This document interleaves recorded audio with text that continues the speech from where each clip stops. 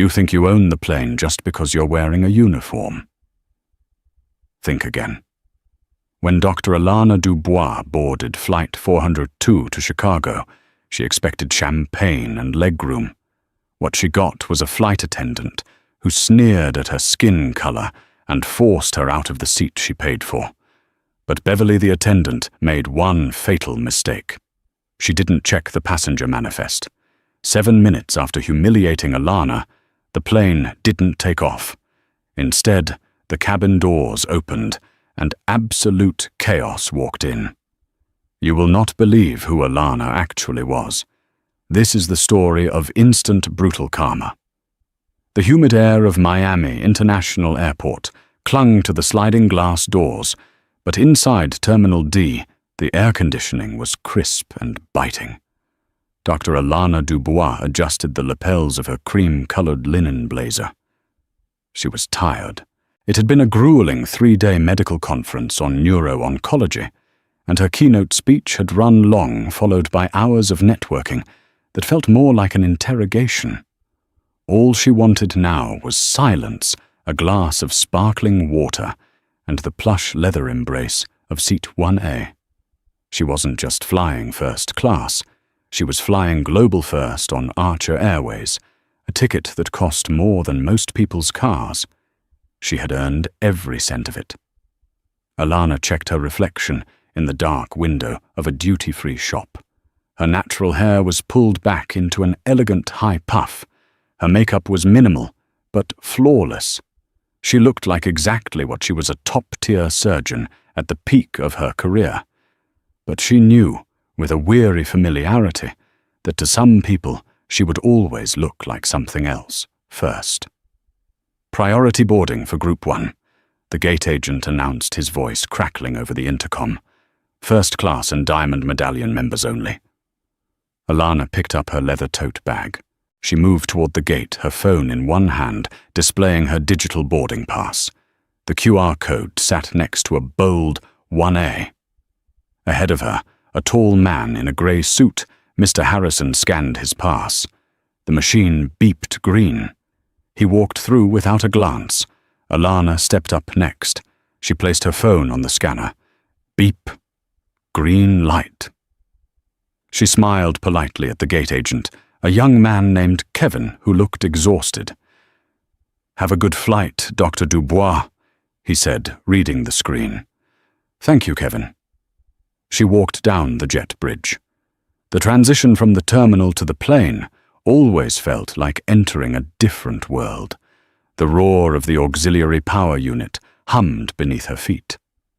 She stepped onto the plane, turning left toward the first-class cabin. That was when she met her. Standing at the galley entrance, arms crossed tightly over a chest that puffed with self-importance, was the lead flight attendant. Her name tag read Beverly. She had hair dyed a brittle brassy blonde that hadn't moved since 1998, and her lips were painted a shade of pink that looked predatory. Alana offered a warm smile. "Good morning?" Beverly didn't smile back. Her eyes did a quick vertical scan of Alana, starting at her sneakers, expensive orthopedics for standing in surgery, but they looked casual, moving up her linen pants and resting on her face with a look that soured instantly. "Boarding pass," Beverly snapped. Her hand didn't extend. She just wiggled her fingers impatiently. Alana blinked. Usually the flight attendants greeted first-class passengers by name, checking a manifest they held in their hands. They rarely asked to see the digital pass again, once you were on the bridge. "Oh, sure," Alana said, keeping her voice light. She held up her phone. Beverly squinted at the screen, not touching it. She leaned in her perfume, something heavy and floral, like funeral lilies, wafting into Alana's personal space. "Why," Beverly said, letting out a sharp, incredulous huff. She looked at Alana, then back at the phone, then at the empty 1A seat, which was currently being prepped with a hot towel. "That's right," Alana said. "Is there a problem?" Beverly's eyes narrowed. "Step to the side, please. I need to verify this." Verify what? Alana asked, her patience fraying just slightly. The gate agent just scanned it. It's a valid ticket. The gate agents make mistakes all the time, Beverly said loudly. Heads were starting to turn. Mr. Harrison, already seated in 2A, looked up from his Wall Street Journal. We've had a lot of upgrades glitching in the system lately. People trying to sneak into cabins they don't belong in. The implication hung in the air heavy and ugly. I didn't upgrade, Alana said, her voice dropping an octave, becoming the steel tone she used in the operating room when a resident made an error. I bought this ticket full fare 2 weeks ago. Now, if you'll excuse me, I'd like to sit down. Alana moved to step past her. Beverly physically stepped into the aisle, blocking her path. I said, Beverly spoke slowly, as if talking to a child. Step to the side. Do not make me call security. The word security acted like a trigger.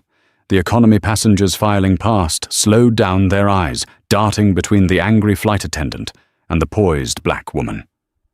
Alana felt the heat rise in her cheeks, not from shame, but from a burning, righteous anger.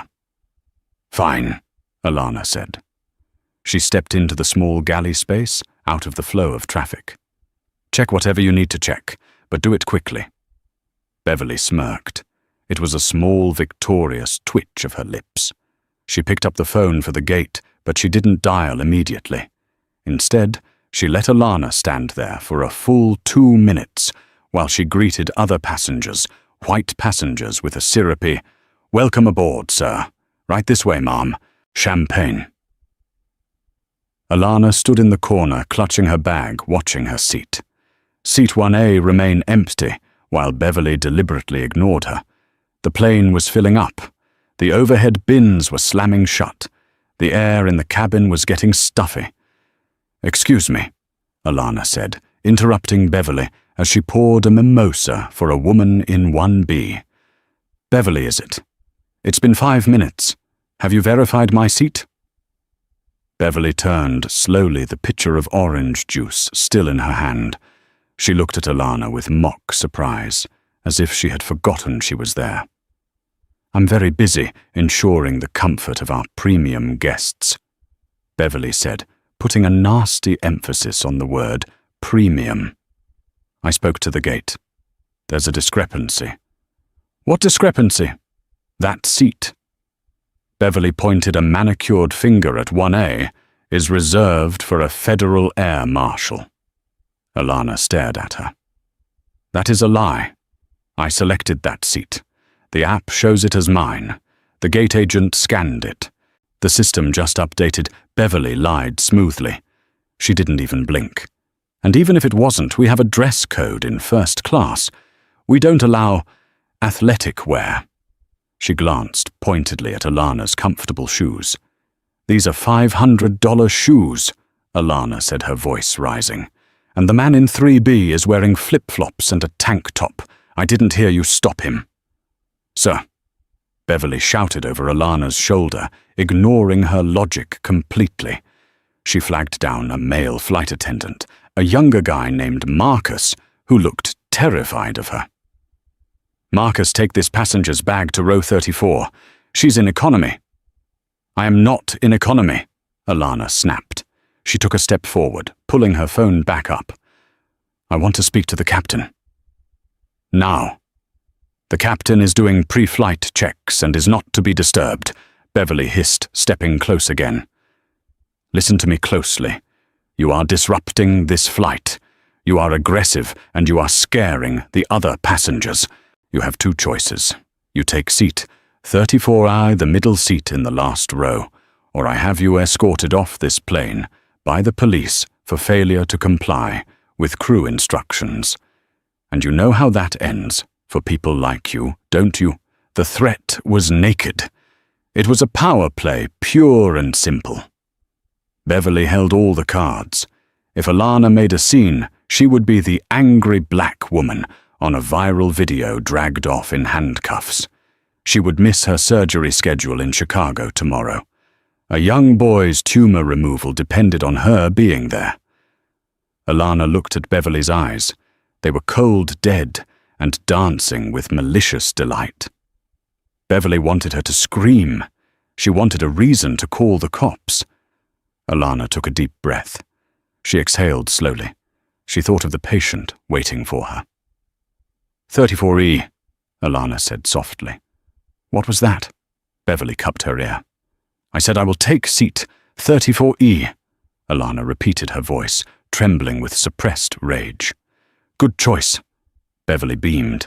She snatched the glass of champagne that was meant for seat 1A and drank it herself in one gulp right in front of Alana. Marcus, escort her to the back. Make sure she doesn't try to sneak back up here. Alana began the long walk. It was the walk of shame. She passed through the first-class cabin, past the business elite who avoided eye contact. She passed through Economy Plus. She walked all the way to the very back of the plane near the toilets, where the air smelled of blue chemical disinfectant. Row 34. The seats didn't recline. The window was misaligned. Seat E was sandwiched between a large man eating a tuna sandwich and a crying teenager. Alana sat down. She squeezed her bag onto her lap because there was no bin space left. She pulled out her phone. She didn't call the police. She didn't call customer service. She opened her contacts and scrolled to a number she hadn't used in 2 years. The contact name was Richard, CEO, Archer Airways Personal. She typed a text message. Richard, I am currently on flight 402. I have just been forced out of my paid global first seat by a purser named Beverly. She threatened me with arrest and racial profiling. I am sitting in 34E. You have exactly 10 minutes to fix this before I sell my 15% stake in your company and go to the press. Alana. She hit send. Up in first class, Beverly was in high spirits. She felt the rush of adrenaline that bullies get when they've successfully crushed someone. She fluffed the pillow on the empty seat 1A. Shame, she muttered to Mr. Harrison in 2A. Hate to see people try to cheat the system. Takes away from the experience for loyal customers like you. Mr. Harrison frowned. He had watched the whole thing. She seemed to have a valid ticket, Beverly. Counterfeit apps. Beverly waved a hand dismissively. They have apps for everything now. Trust me, I've been flying for 20 years. I can spot a fraud a mile away. She didn't belong here. She bustled away to the galley to prepare for departure. Marcus, she barked. Button up the doors. Cross-check. Let's get this tube in the air. Marcus hesitated. Beverly, are you sure about that lady?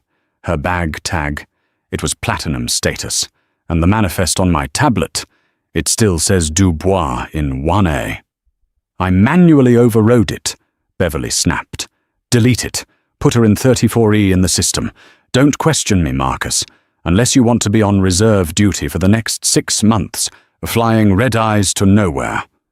Marcus gulped and nodded. He closed the heavy aircraft door, the cabin pressurized with a hiss. 1 minute passed. In row 34, Alana sat perfectly still. The man with the tuna sandwich nudged her arm. Rough day? He asked, chewing with his mouth open. You have no idea, Alana whispered. She stared at her phone. The message showed, read. 3 minutes passed. The plane began to push back from the gate. The safety video started playing on the seatback screens. Beverly stood at the front of the cabin, doing the manual demo with the oxygen mask, smiling that fake plastic smile. She looked at seat 1A, empty and conquerable. She planned to sit there herself once they reached cruising altitude. 5 minutes passed. The plane was taxiing.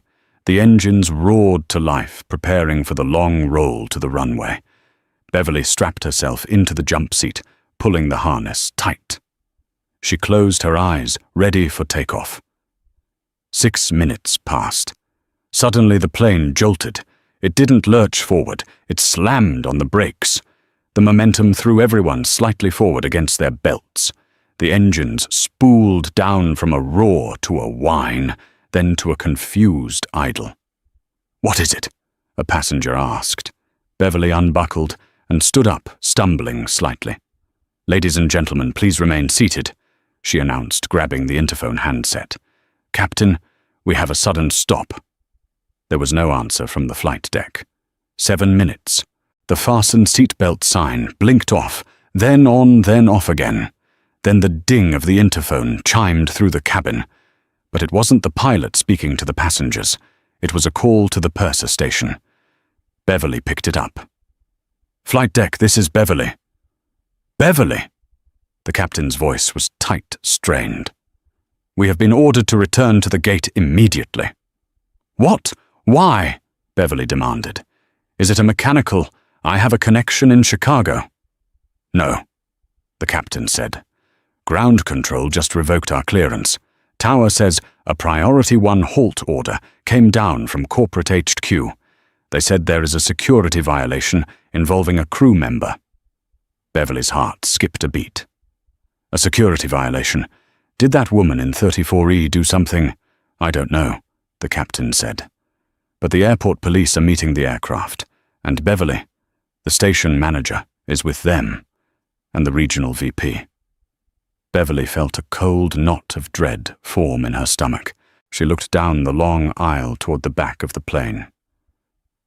"She must have called them," she whispered to herself. "She must have played the race card." She slammed the phone into the cradle. "Marcus, get back here." As the plane taxied back to the gate, Beverly composed herself. She convinced herself she was right. She had followed protocol. The woman was aggressive. The company would back her. They always backed the crew against unruly passengers. The plane came to a halt. The jet bridge began to extend toward the door. Beverly smoothed her skirt. She put on her most professional, victimized face. She was ready to tell the police that the woman in 34E was a threat to flight safety. The cabin door opened. But it wasn't the police who stepped on first. It was a man in a sharp Italian suit, breathless sweating, looking like he had run all the way from the administration building. It was Mr. Henderson, the regional director of Archer Airways. And behind him wasn't just the police. It was 2 men in dark suits, carrying a tablet and a legal briefcase. Beverly stepped forward, smiling. "Mr. Henderson, I'm so glad you're here. We had a passenger who—" "Shut up," Mr. Henderson said. He didn't shout, but the sheer venom in his voice silenced the entire first-class cabin. Beverly froze. "Excuse me, not one word. Beverly." Henderson said, his face pale. He turned to the cabin, scanning the faces. "Where is she?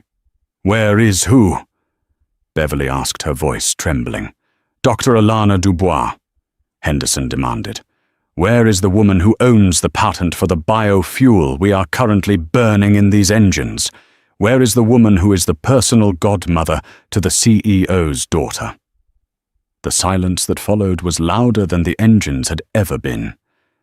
Beverly's mouth opened, but no sound came out. She looked at the empty seat 1A. Then she looked at the long, narrow aisle leading to the back. She's in row 34, Marcus whispered from the corner. Mr. Henderson looked at Beverly with a look of pure horror. "You put a board member in the middle seat of the last row." The silence in the first-class cabin was absolute, but it wasn't peaceful. It was the heavy, suffocating silence of a bomb that had been armed but hadn't yet detonated. Mr. Henderson, the regional director, didn't wait for Beverly to answer his question about why a board member was sitting next to a lavatory. He spun on his heel, his Italian leather shoes squeaking sharply on the galley floor, and began to march down the aisle. "Move!" he barked at Marcus, who was pressed against the beverage cart like he was trying to merge with the metal. Beverly stood frozen for a split second. Her brain was misfiring. Board member biofuel patent. It didn't make sense. The woman in 1A was wearing sneakers. She had barely any jewelry. Board members wore Chanel suits and demanded pre-departure scotch. Board members didn't look like Alana. But then the survival instinct kicked in. Beverly's narcissism, a beast that had been fed for 20 years of bullying junior crew and passengers, reared its head. There's a mistake, she told herself. Henderson is wrong. That woman is a fraud. I just have to prove it.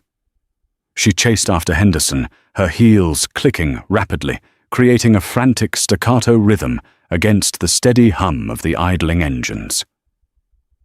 "Mr. Henderson," Beverly hissed, trying to keep her voice down as they passed the confused faces in Economy Plus. "Sir, please, you need to listen to me. There has been a misunderstanding. The passenger was aggressive. She refused to show proper identification for the upgrade list. I followed the secure cabin protocol to the letter. Henderson didn't stop. He didn't even look back. He was power-walking his face, glistening with a sheen of cold sweat. Beverly, for your sake, you better pray she doesn't sue us into bankruptcy. Do you know who she is? She's not just a shareholder. She's Dr. Alana Dubois. She saved the CEO's life on an operating table 3 years ago." Beverly stumbled slightly, grabbing the headrest of seat 12C to steady herself. The passenger in 12C, a woman trying to sleep, glared at her. She's a doctor," Beverly stammered. "She's the doctor," Henderson snapped. They reached the back of the plane. The atmosphere changed physically as they went deeper into the aircraft. The air grew warmer, staler. The smell of the lavatories became distinct. It was a different world from the front, a world Beverly treated with disdain. And there, in the very last row, surrounded by the noise of the rear galley and the chatter of teenagers, sat Dr. Alana Dubois. She looked remarkably unbothered. She had her noise-cancelling headphones on, though they were small, discreet, and expensive, and she was typing on her phone with her thumbs. The large man next to her, the one with the tuna sandwich, was currently wiping crumbs off his shirt. Alana was pressed against the window, her body contorted to fit into the cramped space. Henderson slowed down as he approached row 34. He adjusted his tie, took a breath, and composed his face into a mask of pure contrition. "Dr. Dubois," he said, his voice trembling slightly. Alana didn't look up. She finished typing a sentence, hit send, and then slowly removed her headphones. She turned her gaze to Henderson. Her expression was unreadable. It wasn't angry. It wasn't sad. It was the terrifying calm of a person holding a loaded gun. "Mr. Henderson," Alana said. Her voice was level. "To what do I owe the pleasure? Did the flight run out of peanuts? Or did Beverly decide my breathing was too loud for the first-class cabin?" Henderson flinched. "Dr. Dubois, I am mortified. I received a call from Richard directly. I came as fast as I could. Please allow me to escort you back to your seat. We will remove the other passengers if we have to. We will clear the entire cabin. Just, please come with me." Beverly, standing behind Henderson, watched with her mouth agape. She had never seen Henderson, a man known for firing people for not smiling enough, beg. Alana looked at Henderson. Then she looked at the empty aisle, and finally her eyes landed on Beverly. "No," Alana said. Henderson blinked. "I'm sorry. I said no," Alana repeated. She leaned back against the hard, non-reclining seat. "I paid $5,000 for a ticket. I was told the ticket was invalid. I was told I was a security risk. I was told I didn't fit the look of first class. If I move now, it implies that this was just a mistake, a clerical error." She unbuckled her seatbelt, but she didn't stand up. She turned her body fully toward the aisle. "This wasn't a mistake, Mr. Henderson. This was a choice made by your employee right there." She pointed at Beverly. "So I'm not moving until we address that choice, right here, in front of everyone." The economy cabin had gone silent. People were taking out their phones. The man with the tuna sandwich had stopped chewing. The teenager in the window seat was live streaming. "Dr. Dubois," Henderson pleaded, "we can discuss this in the terminal or in the lounge. We have a private suite." "I don't want a suite." Alana's voice cracked like a whip, sudden and sharp. "I want to know why she did it." She looked straight at Beverly. "Tell him, Beverly. Tell your boss why you moved me." Was it the manifest, or was it my face? Beverly felt the walls closing in. The eyes of 100 economy passengers were on her. She felt the heat of the camera lenses pointed her way. She had to salvage this. She had to pivot. "Sir," Beverly said, stepping around Henderson, her voice pitching up into a defensive whine. "She's twisting everything." She was belligerent. She raised her voice at me in the galley. "I have discretion as the purser to move passengers who threaten the crew." "Threaten?" Alana laughed, a dry, humorless sound. "I asked you to check my ticket." "You were aggressive," Beverly shouted, losing her composure. "You came onto my plane with an attitude, demanding things, acting like you owned the place. I did what I had to do to protect the other passengers. Is that so?" A deep voice boomed from the front of the economy section. Everyone turned. Standing up in the aisle, having followed the commotion from the front, was Mr. Harrison from seat 2A. He was a tall, older white man with silver hair and a suit that cost more than Beverly's annual salary. "I'm Arthur Harrison," he said, his voice projecting clearly. "I'm a retired federal judge. I was sitting in 2A. I watched the entire interaction." Beverly's face went grey. "And?" Henderson asked, looking at the judge. "This flight attendant, Judge Harrison, pointed a shaking finger at Beverly, is lying through her teeth. The doctor was polite. She was professional. She was actually more patient than I would have been. This woman," he gestured to Beverly, "refused to look at her ticket, mocked her, and then threatened to have her arrested. It was the most disgusting display of bias I have witnessed in 30 years on the bench." A murmur of agreement rippled through the plane. "I saw it too," a woman in row 4 shouted. "She wouldn't even take her bag." "She rolled her eyes at her," another passenger yelled. The evidence was piling up. Beverly stood there, stripped of her authority, stripped of her lies. She looked at Henderson, expecting him to defend her, to invoke the union rules to do something. Henderson looked at her with pure disgust. "Beverly, give me your badge." "What?" Beverly gasped. "Your badge and your crew ID. Now! You can't do this!" Beverly shrieked. "I have seniority. I have 20 years. You can't listen to them. They're ganging up on me." "Give me the badge!" Henderson held out his hand. "No." Beverly backed away, retreating down the aisle toward the toilets. "This is my plane. I am the purser. You can't remove me. I'm calling the union." Alana watched the meltdown with a cold detachment. She stood up slowly. "Mr. Henderson," she said, "I think you have a bigger problem than just a badge." "What do you mean?" Henderson asked, wiping sweat from his forehead. "I mean," Alana said, holding up her phone, "that I'm still on the line with Richard, and he's been listening to this entire conversation on speaker." Beverly froze against the lavatory door. The color drained from her face so completely she looked like a wax figure. Alana tapped the speaker icon on her screen. "Richard, did you catch that?" The voice that came through the phone was tinny, but unmistakably authoritative. It was the voice of Richard Sterling, the CEO of Archer Airways. Everyone knew that voice from the pre-flight safety videos, but this version wasn't smiling. This version sounded like thunder. "I heard every word, Alana," Richard's voice boomed. I heard my regional director trying to do damage control, and I heard a purser who seems to think she runs a apartheid regime in my sky. Richard, wait, Beverly yelled at the phone, desperation clawing at her throat. It's not what it sounds like. This is a setup. She knows you. That's unfair. Conflict of interest. Conflict of interest. Richard laughed, a dark, dangerous sound.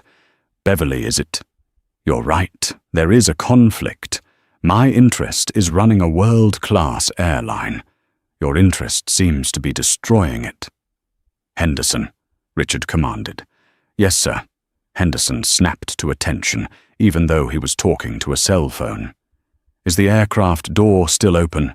Yes, sir. The jet bridge is attached. Good, Richard said. I don't want Beverly just removed. I want her fired. For cause, insubordination, falsifying a flight manifest, and gross misconduct. And Henderson, sir, if she is not off that plane in 2 minutes, you can get off with her. The line went dead. The silence returned, but this time it was different. It was the silence of a courtroom after the verdict is read. Beverly looked around. She looked at the passengers in economy, who were looking at her with mix of pity and scorn. She looked at Marcus, her junior flight attendant, who was studiously looking at his shoes. She looked at Alana. You did this, Beverly whispered, venom dripping from every word. You ruined my life, over a seat. You petty, vindictive...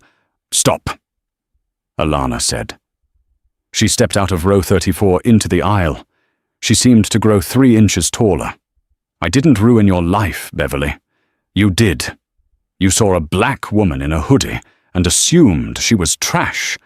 You saw a doctor and saw a trespasser.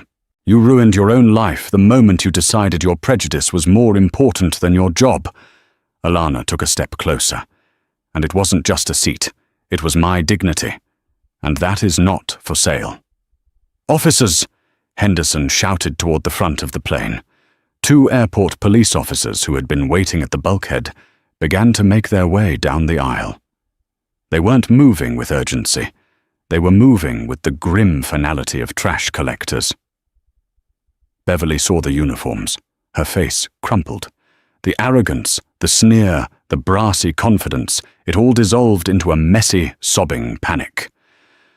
No, please, she wailed, grabbing onto the back of seat 33C.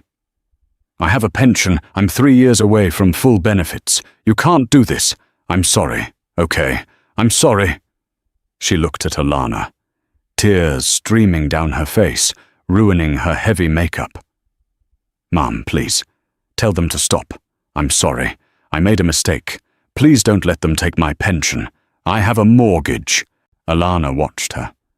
She felt a flicker of humanity, a momentary pang of empathy for a woman clearly terrified of losing her livelihood. But then she remembered the look in Beverly's eyes when she had threatened to call the police on Alana. She remembered the smirk when she sent Alana to sit by the toilets. If Alana had been a regular passenger, a student, a grandmother, someone without Richard's number, Beverly would have had them arrested. Beverly would have ruined their lives without a second thought. I accept your apology, Alana said quietly. Beverly sobbed with relief. Oh, thank God, thank you. Mr. Henderson, she accepts it. You can let me stay. I accept your apology, Alana continued, her voice hardening. But I do not accept your employment. You are a danger to this airline, and you are a danger to anyone who doesn't look like you. Alana turned her back on her. Officers, she's all yours. The police reached the back. Ma'am, let's go, the older officer said, taking Beverly by the arm. No, get off me, Beverly screamed. She thrashed her arm flailing, and she accidentally struck the officer in the chest. The mood shifted instantly from administrative removal to criminal incident. Stop resisting, the officer shouted. He spun her around, forcing her arms behind her back. The click of handcuffs echoed through the silent cabin. Assault on a police officer, The officer recited. "And interference with flight operations. You have the right to remain silent." Beverly screamed as they dragged her up the aisle. It was a long, ugly walk. She passed the people she had served drinks to the people she had ordered around. She passed Judge Harrison, who shook his head in disappointment. She passed the empty seat 1A. As she was hauled off the plane, kicking and screaming about her rights, the cabin erupted. It started with the man in the tuna sandwich seat. He started clapping. Then the teenager. Then the rest of economy. The applause swelled, moving forward like a wave until the first-class cabin joined in. It wasn't a celebration of a woman losing her job. It was the release of tension, a collective rejection of the ugliness they had all just witnessed. Henderson stood by row 34, looking pale and shaken. He looked at Alana. "Dr. Dubois," he said, bowing his head. "Please, let me get your bag. Your seat is waiting." Alana adjusted her blazer. She looked at the seat in 34E one last time. "Actually, Mr. Henderson," Alana said, "I'm not going back to seat 1A just yet." You're not?" "No," Alana said. She looked at the young man sitting in the window seat of row 34, the teenager who had been crying earlier because he was terrified of flying alone. "What's your name, son?" "Leo," the boy whispered, wide-eyed. "Leo." Alana smiled warmly. "Have you ever sat in a lie-flat seat with a massage function?" Leo shook his head. "Well, today is your lucky day." Alana turned to Henderson. "Leo is taking seat 1A. I'll take his window seat here. I have some emails to catch up on, and I don't really feel like sitting in the front right now." "But, Dr. Dubois?" Henderson stammered. That's unheard of." "Make it happen, Henderson," Alana said, sitting down in Leo's seat. "And send a bottle of that champagne back here, for my friend with the tuna sandwich, and for me." Henderson looked like he wanted to argue, but he knew better. He nodded frantically. "Yes, doctor. Immediately." As Leo grabbed his backpack, looking like he had won the lottery, Alana settled against the window. She watched the tarmac outside. The police cruiser was down there, lights flashing, shoving a handcuffed Beverly into the back seat. Alana took a deep breath. The air smelled of justice. But the story wasn't over. Because as the plane finally taxied out for the second time, Alana's phone buzzed again. It wasn't Richard. It was a news alert. "Breaking Archer Airways Flight 402 grounded. Viral video shows top surgeon racially profiled." The teenager's live stream had gone global, and the internet was about to do what the internet does best. The Archer Airways Boeing 777 finally tore itself away from the gravity of Miami banking sharply over the Atlantic Ocean before turning north toward Chicago. The fasten seatbelt sign chimed off, but the atmosphere inside the cabin remained electric, charged with the lingering static of the confrontation. For the first time in the history of the airline, the social dynamics of the tube were inverted. The first-class cabin, usually a sanctuary of hushed whispers and clinking glass, was silent and awkward. The passengers there felt the ghost of Beverly's prejudice hanging over them. Judge Harrison in 2A refused to open his laptop. He just stared out the window, occasionally shaking his head. In 1A, young Leo, the teenager Alana had swapped places with, was sitting in stunned silence. He touched the lie-flat controls tentatively, afraid that if he pressed the wrong button, the dream would end and he'd be sent back to the toilets. But back in row 34, it was a town hall meeting. "I can't believe you actually did that," said the man next to Alana. He had finished his tuna sandwich and wiped his hands on a napkin. He extended a massive, calloused hand. "I'm Barnaby. Barnaby Miller. I drive long-haul trucks out of Fort Lauderdale." Alana shook his hand firmly. "Alana Dubois, neurosurgeon." A brain surgeon. Barnaby whistled low, and she tried to stick you next to the crapper. No offense to present company. None taken, Barnaby. Alana smiled. She felt lighter, strangely, than she had in the front. There was an honesty back here. It wasn't about the seat. It's never really about the seat. It's about the power piped up the girl in the window seat, the one who had been live streaming. Her name was Chloe Vance, a 20-year-old college student with purple streaks in her hair. She was staring at her phone with eyes the size of dinner plates. Dr. Dubois, you have no idea what is happening right now. What is it? Alana asked, opening her own laptop on the cramped tray table. I started the stream when Beverly blocked the aisle. Chloe said, her voice shaking with excitement. I only have like 200 followers usually, mostly friends from campus. And now, Chloe turned the screen toward Alana. The video has 4.2 million views. It's been 40 minutes. Alana gasped. The number was ticking up in real time. 4.3 million, 4.4 million. The comment section was a waterfall of text, moving too fast to read. Fire Beverly was the #1 trending topic on Twitter in the United States. Boycott Archer was #2. Seat 34E was #3. Look at this. Chloe tapped a comment. Someone identified her. Internet sleuths found her Facebook profile in 5 minutes. Beverly Halloway. Lives in Coral Gables. Posts memes about respecting authority and kids these days.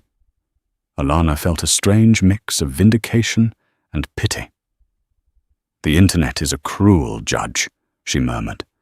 She deserved it, Barnaby grunted. You don't treat people like dirt and expect to get away with it. Not anymore. Everyone has a camera. Just then, the service cart rattled down the aisle. Pushing it was Marcus, the young flight attendant, who had been Beverly's terrified accomplice. He looked like he was walking to the gallows. He stopped at row 34. His hands were shaking so badly the ice tongs were clattering against the metal bucket. Dr. Dubois, Marcus stammered. He didn't make eye contact. He looked at the floor. Yes, Marcus, Alana said, her voice calm. Mr. Henderson sent this back. He produced a bottle of Dom Perignon, the label chilled and beaded with condensation, and 3 crystal flutes that definitely didn't belong in economy. And I wanted to say, Marcus choked up. He took a breath. I wanted to say I'm sorry. I knew she was lying. I saw the manifest. I should have said something. She's the lead purser. She writes my reviews. I was a coward. The cabin went quiet, listening to the confession. Alana looked at the young man. She saw the fear in his eyes, the fear of a precarious job of a tyrannical boss. She saw a system that enabled bullies like Beverly by silencing the good people around them. Marcus, Alana said gently, pour the champagne. Marcus looked up, surprised. Mum, pour the champagne. One for me, one for Mr. Miller here, and one for Miss Vance. Marcus popped the cork with a soft thwump. He poured the golden liquid. Alana took the glass. I appreciate your apology, Marcus, but apologies without change are just noise. Next time, because there will be a next time, maybe not with me, but with someone else, you have to decide who you want to be. Do you want to be the guy who keeps his job, or the guy who keeps his soul? Marcus nodded, tears standing in his eyes. The guy who keeps his soul, he whispered. Good. Alana clinked her glass against Barnaby's. Now go take care of the kid in 1A. Make sure he knows how to work the TV. As Marcus hurried away, looking relieved, the captain's voice crackled over the intercom. It wasn't the usual mumbled update about altitude and tailwinds. The voice was clear, serious, and directed at one person. Ladies and gentlemen, this is Captain Davidson from the flight deck. We are cruising at 36,000 feet. I want to make a special announcement. We have a distinguished guest on board today, a woman whose medical research has saved countless lives, including members of our own airline family. To Dr. Alana Dubois in row 34, on behalf of the entire flight crew, I offer my humblest apologies for the treatment you received on the ground. You are an honorary captain on this ship today, and always. A cheer went up in the cabin. Not polite applause, but a raucous, rowdy cheer. Barnaby raised his plastic cup of champagne. To Dr. Dubois. To 34E, Chloe yelled. Alana smiled, sipping the expensive wine in the cramped seat. It tasted better back here than it ever would have up front. She checked her email. There was a new message from Richard Sterling. Subject corrective action, Alana. I've just finished a press conference. We aren't waiting for the investigation. Beverly has been terminated effective immediately. We are also reviewing all complaints against her from the last 10 years. It seems she has a pattern of randomly selecting passengers for seat reassignments. We missed it. That's on us. It won't happen again. Also check your bank account. I've refunded your ticket, and I've added a 0 to the refund. Donate it to your charity. Ah. Alana closed her eyes. The karma wasn't just hitting Beverly. It was hitting the whole rotten structure that allowed her to exist. The descent into Chicago O'Hare was rough. The Boeing 777 shuddered as it punched through low-hanging grey clouds, the wings flexing under the strain of the crosswinds. Inside the cabin, the mood was somber, almost reverent. The earlier cheering had faded into a tense anticipation. Everyone knew that while the flight was over, the war wasn't. As the wheels slammed onto the wet tarmac and the reverse thrusters roared, slowing the massive beast to a crawl, the captain's voice crackled over the PA system one last time. Folks, welcome to Chicago. The seatbelt sign is off, but I need everyone to remain seated. We have a priority security situation to resolve before general deplaning can commence. A nervous ripple went through the cabin. In seat 2A, Judge Harrison whispered to his neighbor, "They're going to try to hush this up. Watch. They'll bring the lawyers on to silence her." The cabin door hissed open. The cold, damp air of Chicago rushed in, mixing with the stale cabin air. Two figures stepped onto the plane. They weren't police officers, nor were they gate agents. They were corporate sharks in bespoke charcoal suits, moving with the terrifying precision of people who build by the minute. The woman in the lead, Sarah Jenkins Archer Airways Chief General Counsel, had a face of stone. She marched past the first-class cabin, ignoring the curious stares of the elite passengers. She walked straight past the galley down the long aisle of economy and stopped at row 34. "Dr. Dubois," Jenkins said. Her voice was professional, but there was a tremor of anxiety beneath it. "I'm Sarah Jenkins, legal counsel for the airline. We have a car waiting on the tarmac. Mr. Sterling requested we extract you via the service stairs to avoid the media circus in the terminal." Alana stood up slowly. She took her time smoothing the wrinkles from her linen trousers. She looked at Jenkins, then at the nervous junior lawyer behind her. "I appreciate the ride, Ms. Jenkins," Alana said, her voice projecting clearly. "But I don't go anywhere without my legal team." Jenkins blinked, confused. "Your legal team, I wasn't aware you had representation on board." "I do now." Alana gestured to the window seat and the aisle seat. "Ms. Chloe Vance, my Director of Public Relations." She pointed to the college student with the purple hair. "And Mr. Barnaby Miller, my Chief of Security." She pointed to the burly truck driver. Barnaby stood up, cracking his knuckles. He towered over the corporate lawyers. "You heard the lady. Grab her bags." The junior lawyer scrambled to grab Alana's tote. The procession off the plane was a sight to behold. Alana led the way head high, flanked by a trucker in a flannel shirt and a student vlogging the entire thing on her iPhone. They bypassed the jet bridge and went down the metal stairs to the rain-slicked tarmac. A fleet of 3 black SUVs was waiting, engines idling. They were whisked away, driving under the wings of parked jets, bypassing the chaos of the main terminal and arriving at the private Signature Flight Support Terminal, used for private jets and diplomats. Inside the VIP lounge, the atmosphere was heavy. Richard Sterling, the CEO, was pacing in front of a wall of televisions. When Alana walked in, he didn't offer a handshake. He walked straight over and embraced her, tears visible in his eyes. "Alana," he choked out. "I saw the video, the one the girl posted. I have no words." "The video isn't the problem, Richard," Alana said, stepping back. "The video is the symptom. The problem is that a woman like Beverly felt comfortable enough to treat a passenger like a criminal because she knew the system would protect her." "The system is gone," Richard said, his voice hardening. "Look." He pointed to the largest screen on the wall. It was tuned to a 24-hour news network. The banner at the bottom screamed in red, "Archer Airways, purser arrested, hate crime charges pending." The footage showed the scene back in Miami, recorded shortly after Flight 402 had departed. It was a perp walk for the ages. Beverly, stripped of her uniform jacket, her brassy hair wild and matted, was being led out of the precinct in handcuffs. But it wasn't just the police holding her. It was the sheer volume of evidence weighing her down.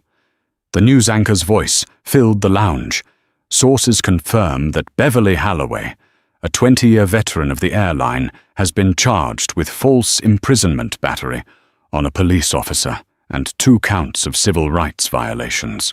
But the twists don't end there. Following the viral outcry, 3 other passengers have come forward in the last hour, identifying Halloway as the attendant who kicked them out of premium seats in the past year. In all cases, the passengers were minorities. Investigators believe she was running a scheme to open seats for friends, or simply to exert power.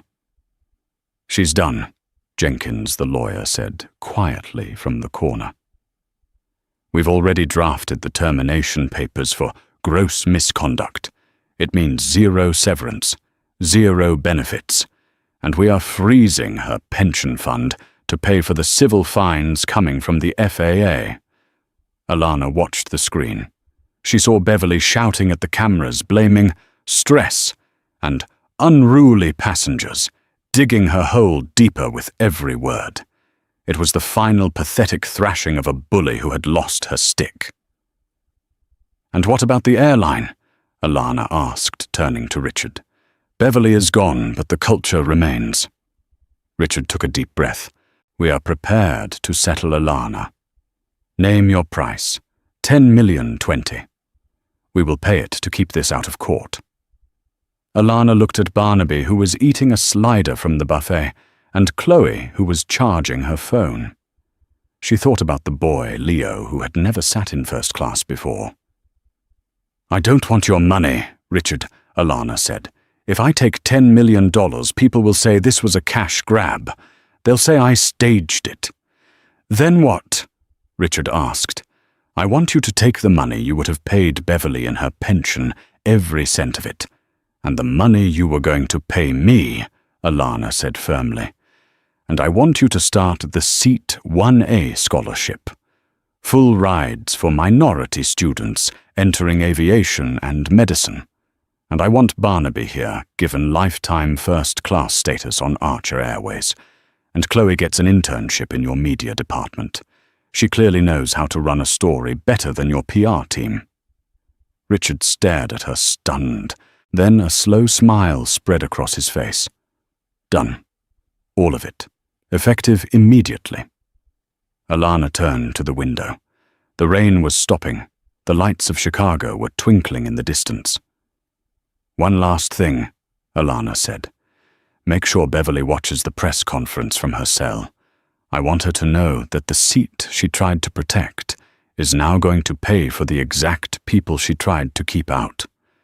She turned back to her friends. Barnaby wiped his mouth with a napkin. So, Doc, we getting that pizza?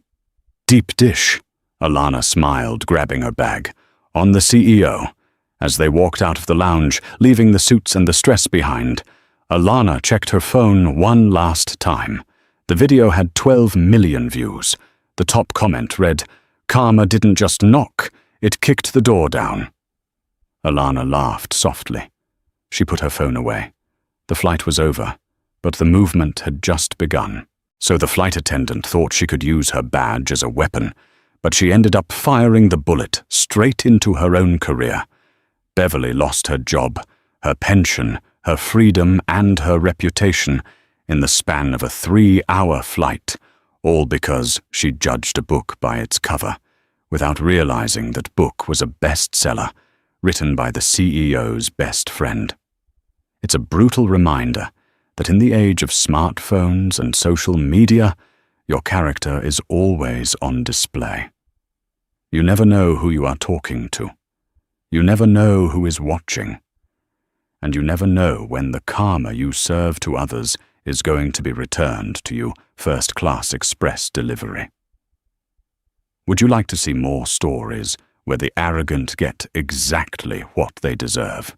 Then smash that like button, subscribe to the channel, and hit the notification bell so you never miss a dose of instant justice.